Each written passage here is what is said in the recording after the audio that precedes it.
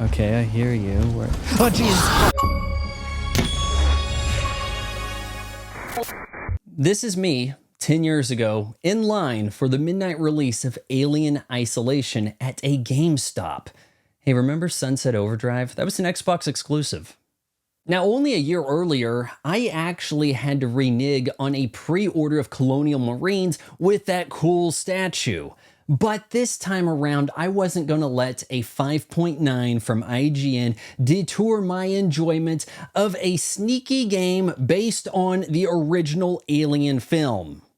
Now, if you're not familiar with Alien Isolation, you play the role of Amanda Ripley, the daughter of Sigourney Weaver's Ellen Ripley from the '79 classic movie. You catch word that the flight recorder of your mom's ship, the Nostromo, is at the Celestipol station, so you head to the station to hear what that's got to say about your mom who's been missing for 15 years. Everything's in turmoil, and there is an alien on the loose. When it comes to the Alien franchise in gaming, we usually start with Aliens and pretty much end right there. We introduce Colonial Marines, there's going to be firepower, all of the iconic sounds, of course the motion detector is actually here, but this is different. This isn't just seek out and destroy everything. This is sneak away. The alien itself, the big chap, is menacing, truly scary. My first playthrough was in total darkness, and it's a longer game than one would expect. Yeah, you play this on hard, you're going to be spending more than 20 hours in a single player campaign. Now, there are items you can craft. You can make noisemakers to get rid of some of the combatant humans. Always a joy seeing them get shredded.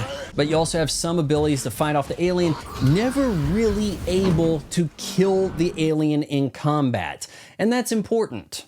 Alien Isolation retains the dread throughout the game. I recently revisited the title. Yeah, I actually still own it. It's a single player game. I didn't just simply flip.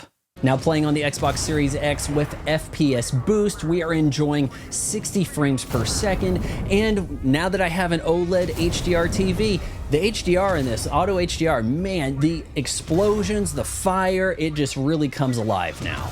Quite possibly the best use of auto HDR, period. Now, I'm not one to tell you that the game is perfect. I did log enough time to get the PlayStation equivalent of the Platinum Trophy. Yeah, I did a deathless run. There are immense problems with the story of Alien Isolation. Spoilers. Amanda is so far behind everybody playing the game. You've seen the 1979 movie. You know what happened to Nostromo. What, towards the end of the game, we finally get to listen to the flight recorder? Which, how did it even get here? Oh, it was found, you know, on LV 426 where the derelict ship was. No, it wasn't. Like, that doesn't make any sense, guys. But it's not just that. Your gameplay loop is largely, hey, Amanda, you're the only person who can turn on this over there. Can you go do that for me? Haha, now that you did that, oh wait, I got killed. Rinse and repeat ad nauseum, but sometimes the radio buddy's death is actually tragic. You spend most of the game trying to help this girl Taylor, only for her to end up dying like everyone else.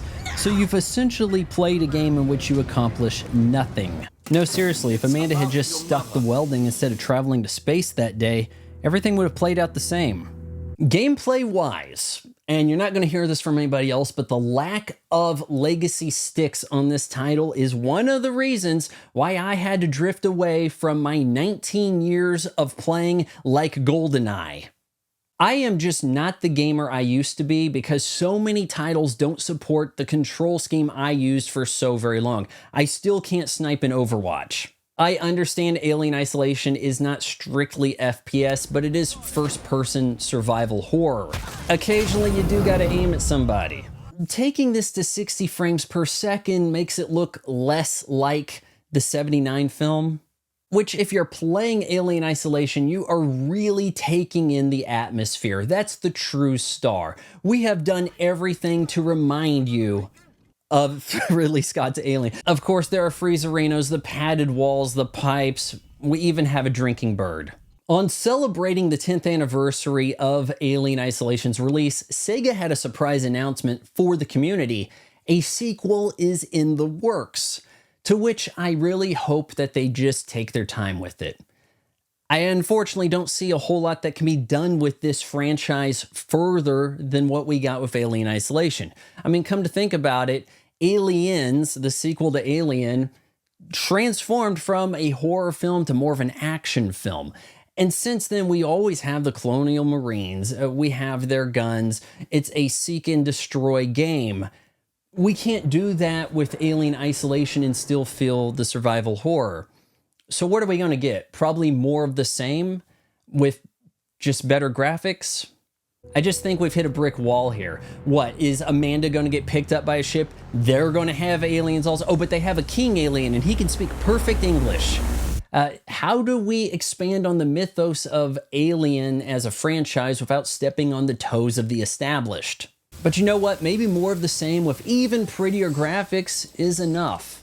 Are you going to be pre-ordering and waiting in line for the Alien Isolation 2 drop at GameStop? Well, probably not, because they're probably going to do a digital release like a month ahead of time. And then you're going to have to wait for the physical disc, because that's the way we can make money on games now.